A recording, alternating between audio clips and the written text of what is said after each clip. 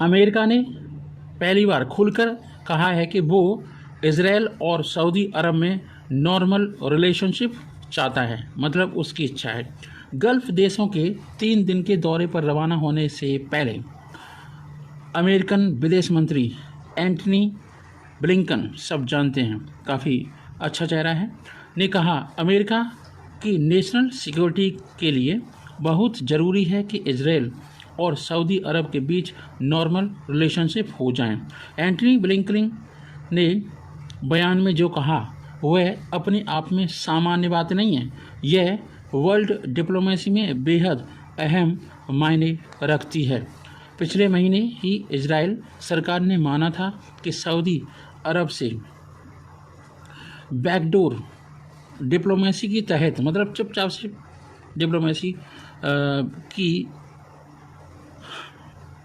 तरह बातचीत जारी रखी जाए, और अमेरिका भी यही चाहता है और वो मीडिएटर का रोल प्ले कर रहा है। इज़राइल क्यों दूर हो गया सऊदी अरब से? इसमें कुछ रीज़न है। जैसा कि आप जानते हैं, इज़राइल एक यहूदी देश है, सऊदी अरब इस्लामी कंट्री है और पूरे 56 इस्लामिक कंट्री का क्या है, गुरु है, लीडर माना जाता है। मुस्लिम वर्ल्ड में इमेज ख़राब नहीं करना चाहता सऊदी अरब, ये सबसे बड़ा रीज़न है सऊदी अरब का इज़राइल से दूर होने का। वैसे रिलेशन ठीक ठाक थे। अब हम आपको बताते हैं कि रिलेशन ख़राब न करने के वजह से वो डायरेक्ट बातचीत नहीं कर रहा, बैकडोर डिप्लोमेसी चल रही है। मुस्लिम वर्ल्ड में इमेज ख़राब नहीं करना चाहता। मंगलवार गल्फ़ विजिट से पहले एंटनी ब्लिंकन ने American Israel public affairs committee की मीटिंग में हिस्सा लिया था। यहाँ मौजूद सिक्योरिटी और डिप्लोमेसी एक्सपर्ट को भरोसा दिलाया कि इज़राइल सऊदी रिलेशनशिप शुरू कराने को लेकर तमाम कोशिशें, एफर्ट्स जारी रहेंगी। अमेरिका चाहता है कि सऊदी सरकार जल्द से जल्द इज़राइल को मान्यता दे।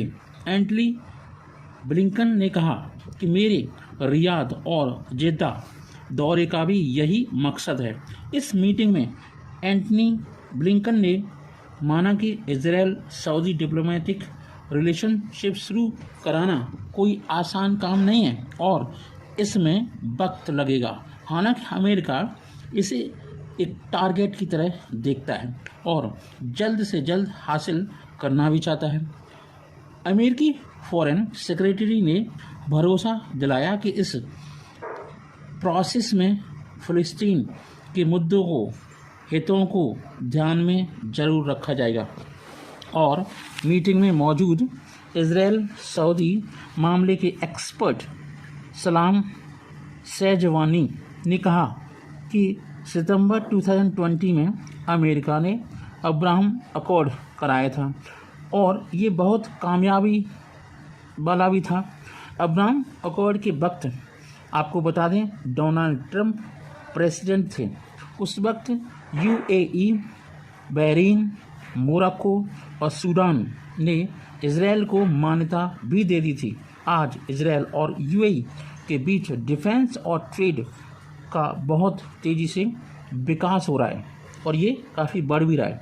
अमेरिका चाहता है कि I2U2, I2 का मतलब हो गया इज़राइल, इंडिया, यूएई और यूएसए, ये आपके 4 देश का एक ग्रुप है और सारे 4 देश के पहले अक्षर से ये ग्रुप बनाया गया है।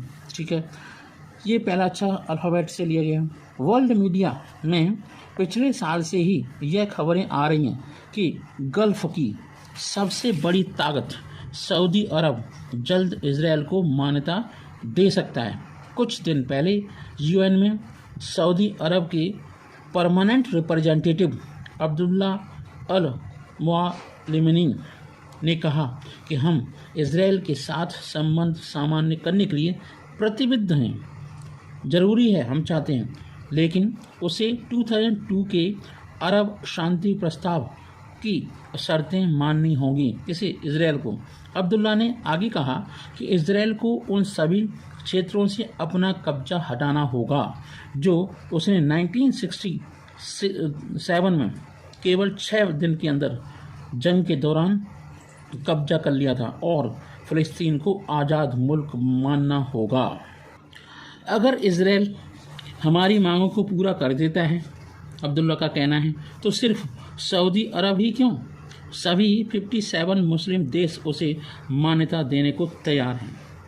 तो अब हम आपको स्पेशली एक इम्पोर्टेंट टॉपिक डिस्कस करने वाले हैं इस चीज़ को लेकर के, जिसे बोलते हैं बैकडोर डिप्लोमेसी। बैकडोर डिप्लोमेसी के तहत अब्दुल्ला कुछ भी कहें, लेकिन ये तो तय है कि सऊदी अरब और इजराइल के बीच बैकडोर डिप्लोमेसी चल रही है। इस इजरायली मीडिया ने इसके लिए कुछ जानकारियां दी। उसके मुताबिक कुछ वक्त पहले अमेरिका के 20 यहूदी नेताओं का डेलीगेशन सऊदी अरब गया था। उसने कई दिन तक वहाँ के सीनियर अफसरों से बातचीत की, और इसके पहले भी इजराइल और अमेरिकी नेताओं के सीक्रेट रियाद दौरे होते रहते हैं।